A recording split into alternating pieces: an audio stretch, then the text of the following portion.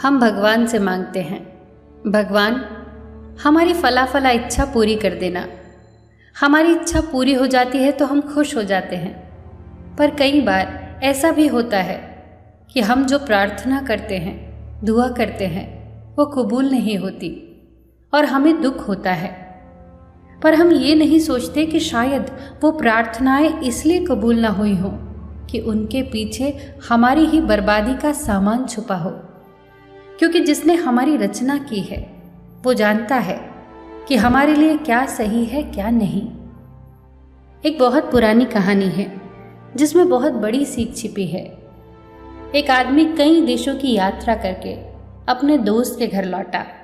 रात उन्हीं के यहाँ ठहरा।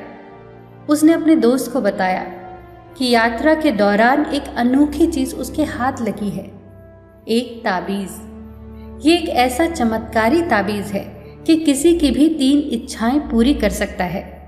उसने आगे कहा, मैंने सोचा था कि ये तुम्हें दूंगा, पर अब मैं डरता हूं कि दूं या ना दूं।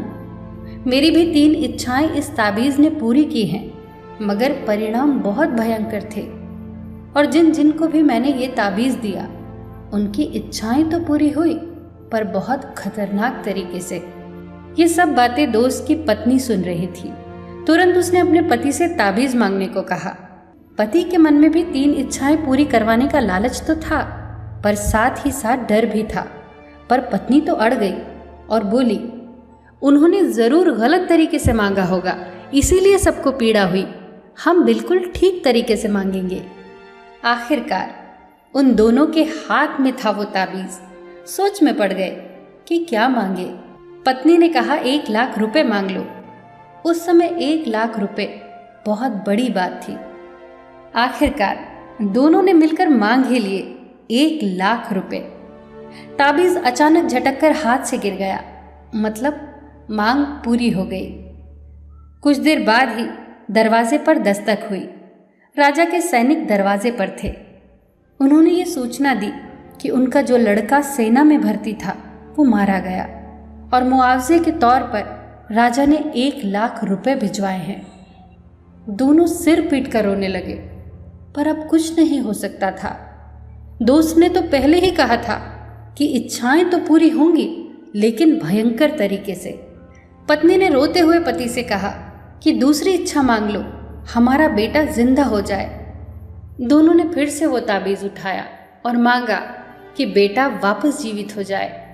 ताबीज फिर से झटक कर जमीन पर गिर गया, मतलब इच्छा पूरी हो गई।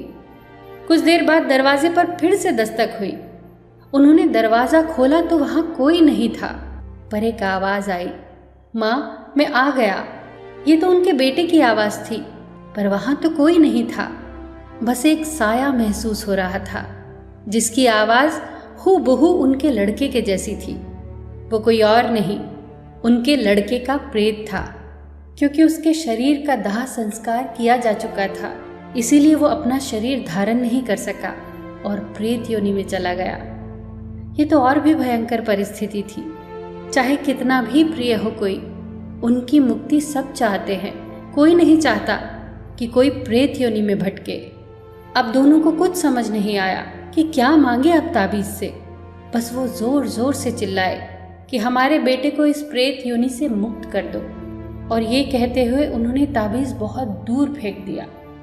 दोस्तों, हम हमेशा मांगते हैं क्योंकि हमें वो चाहिए, चाहे वो हमारे लिए अच्छा हो या ना हो। वो जो बैठा है ना ऊपर, वो अदृश्य शक्ति, वो चाहे जो भी हो, वो जानता है कि हमारे लिए क्या सही है और क्या गलत। उससे वो मत मांगिए जो हमें चाहिए, उसे हमें वो देने दीजिए जो हमारे लिए सही है। एक समझदार व्यक्ति ईश्वर से कभी नहीं कहता कि मेरी प्रार्थना पूरी कर। वो हमेशा यही कहता है कि जो तेरी मर्जी है वही करना।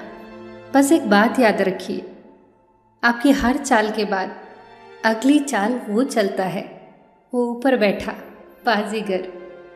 आपकी चाल आपकी पसंद कहलाती है और उसकी चाल परिणाम। बस अपना कर्म करिए और सब कुछ छोड़ दीजिए उसके ऊपर। फिर मिलेंगे दोस्तों अगली कहानी के साथ। तब तक के लिए अपना ख्याल रखिए और हमेशा मुस्कुराते रहिए।